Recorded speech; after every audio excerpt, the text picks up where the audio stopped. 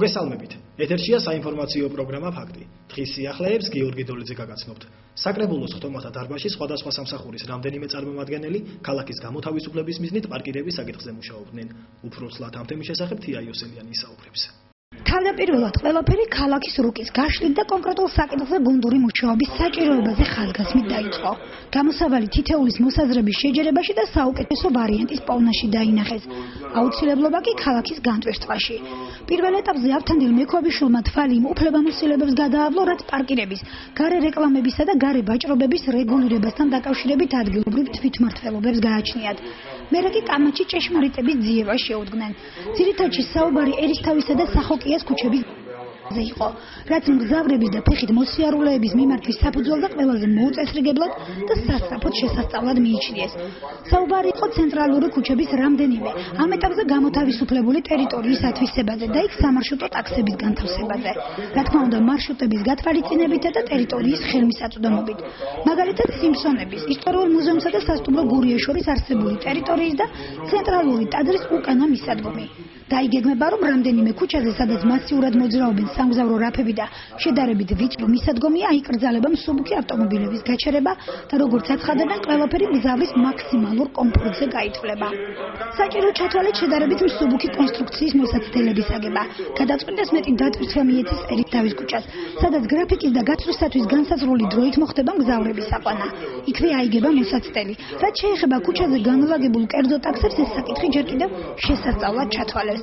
რაც შეეხება სახოკიას ქუჩას, აქაც გაჩერებისათვის უფრო ხელმისაწვდომი ადგილის შერჩევას გეგმავენ.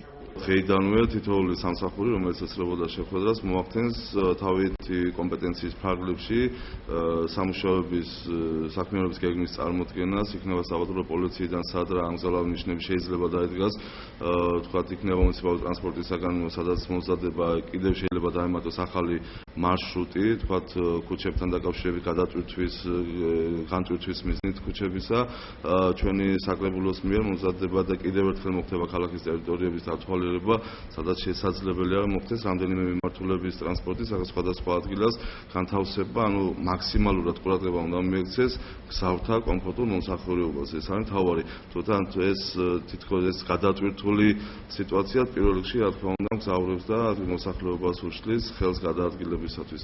მთავარი მიმართულება, ჩვენ რაზეც ვისაუბრეთ, ეგ არის გზავრთა კომფორტული მომსახურება. მეორე მხრივ, კიდევ ახლა თითოეული სამსახური ვარდებულია, რომ წარმოადგენს თავიანთი გეგმა, ხედვა აი ამ განტვირთვის მიზნით. დღეს მოქალაქეთა საინფორმაციო მომსახურებების ცენტრში მოსახლეობა საკრებულოს თავმჯდომარე ხვდებოდა. ნახეთ ჩვენი სიუჟეტი.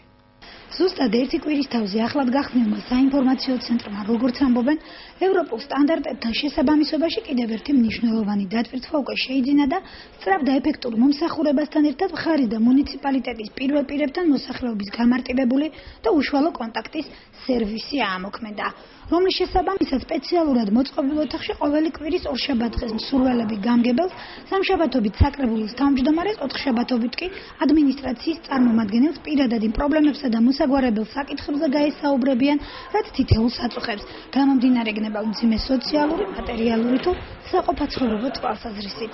რიგითობა დაცულია, მსურველთა რაოდენობა კი შეუზღუდავი. მიღება როგორც წერილობითი, ასევე ზეპირი განცხადებების საფუძველზე წარმოებს. მთავარი მიღწევა, როგორც საკრებულოს თავმჯდომარე აცხადებს, იმ შედეგებზე დაფუძნებული ურთიერთობები იქნება, როცა მოსახლეობის მხრიდან პირადად წარმოდგენილი პრობლემების კომპეტენტურ პირებამდე მიტანა. მისი შემდგომი განხილვა და სიტუაციის შესწავლა ფორსირებულად, გადაწყვეტა მოგვარება კი რელიეფურად მოხდება.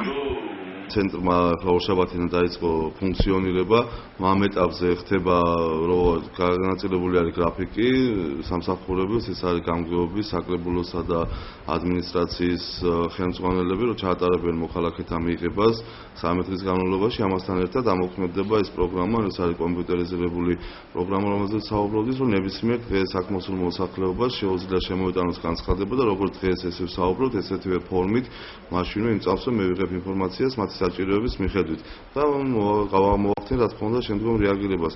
სახლი ნგრევა